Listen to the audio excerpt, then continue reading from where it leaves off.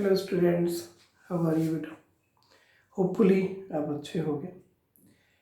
बेटा मैंने पिछले लेक्चर में आपको जो सेकंड चैप्टर है केमिस्ट्री का acid base and salts, acid base and salts का इंट्रोडक्शन बताया था और आपको यह बताया था how can you define acids bases and salts और उनके कुछ एग्जांपल्स बताए थे।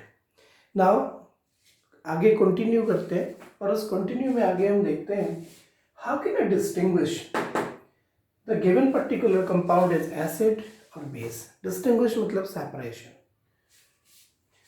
So to distinguish the acid base, especially acid and base and salts, we generally use indicators. ठीक है, क्या यूज करते हैं? Indicators. Now the question is what are the indicators? Basically indicators are those chemical substances or natural substances which are used to distinguish between acids and bases. ये जो बेटा word है indicators, आपने अक्सर सुना है पहले भी। वैसे तो इंडिकेटर आपने मोटर बाइक या कार में देखे होंगे, साइड में लगे रहते हैं, बट उनको हम इंडिकेटर्स क्यों कहते हैं? इंडिकेटर इसलिए कहते हैं क्योंकि वो हमें ये बताते हैं, ये शो करते हैं, इंडिकेशन देते हैं कि which direction we have to turn out. So indicators का मतलब है to indicate the given substance, given solution is acidic और basic. So test to distinguish between acid base, we use the indicators. What are indicators? These are basically chemical substances, ठीक है। हालांकि कुछ natural indicators भी हैं and mostly indicators are weak acids और weak bases. मैं इनके बारे में बाद में चर्चा करूंगा, वीक एसिड वीक बेस क्या है, but indicators are generally those substances which are used to indicate और सेपरेट एसिड एंड बेस। इनके बेटा वर्क करने के दो तरीके हैं।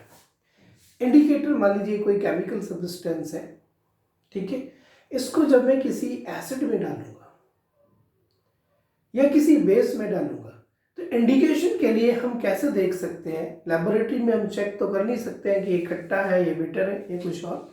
सो when we add particular substance in acidic medium, then it gives a different colour, and when the same substance is added in the basic medium, it gives another different color. So the one category to distinguish acids and bases, okay, are the colors. So indicators are the chemical substances mainly. There are some natural substances also, but what are indicators? These are those substances which can distinguish between acid and bases. And how can you distinguish? On the distinguishing between acids and bases are of two types. First one on the basis of color. How? When the chemical substance as the indicator added in acidic medium, it gives different color, and when it added in the basic medium, it gives a different color than in the acidic one. Second one, working of the acid or base indicators is the different odor, smell. It gives a different smell in the acidic one and different than acidic in the basic one. On the basis of order, order के basis पर जब हम distinguish करते हैं, these are known as olfactory indicators. Gives different color in different order. Order means a smell in the acidic and basic medium. So here, what are the indicators? Types of indicators on the basis of color in the different medium. Indicators can be categorized in two types.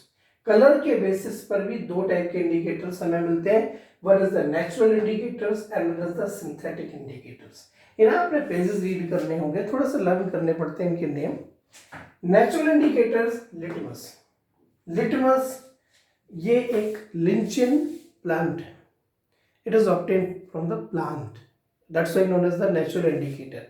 It is used just like a litmus paper. It gives a different color in acidic medium and different color in basic medium.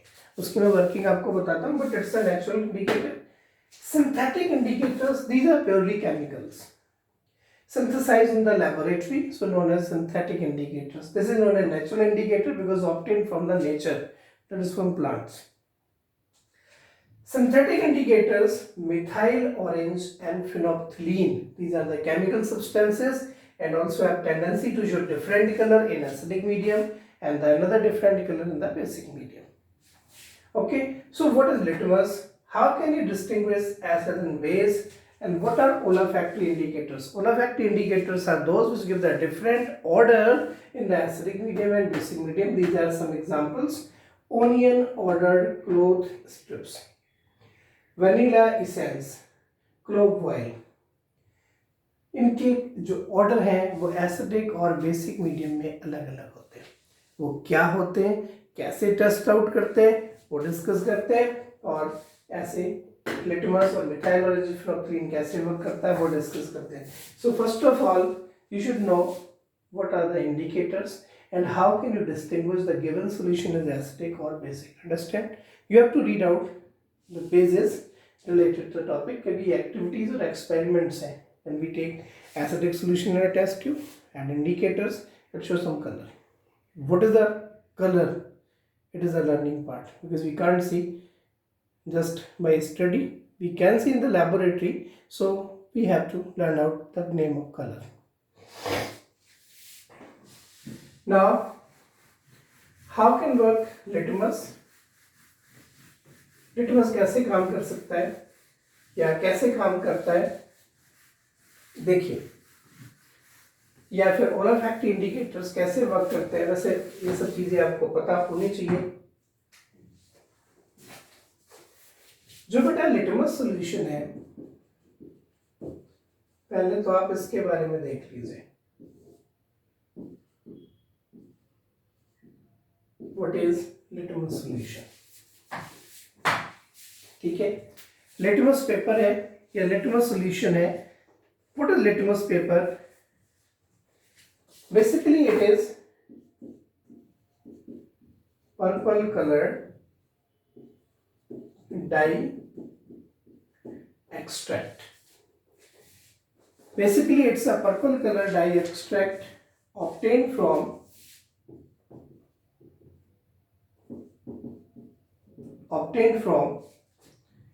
the linchin plant.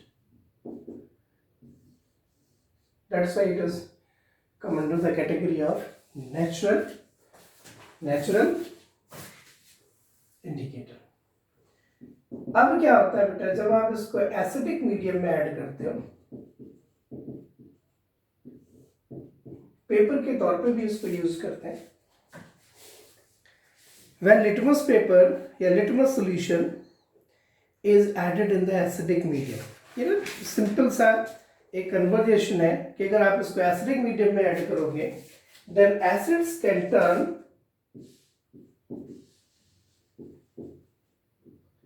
blue litmus paper to the red. वैसे litmus solution purple colour का है, but हम इसका एक paper बना लेते हैं.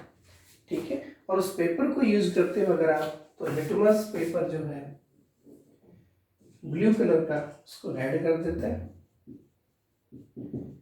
जबकि बेसिक मीडियम में अगर आपके पास रेड लिटमस पेपर है तो वो ब्लू कर देता है. देख लीजिए, रेड लिटमस टू ब्लू. ठीक है, ये लैबोरेटरी में कराया भी जाता है. So you can distinguish on the basis of order. ठीक है, ऑर्डर के बेसिस पर ये चीजें हैं. लेकिन मैं आपको अभी सिंथेटिक इंडिकेटर्स के बारे में बताऊं. Methyl orange, phenolphthalein. Phenolphthalein is colorless in the acidic medium. वो भी देख लीजिए.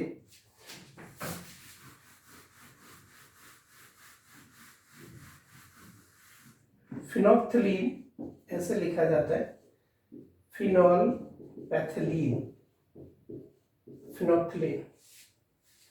ठीक है, ये खुद बेटा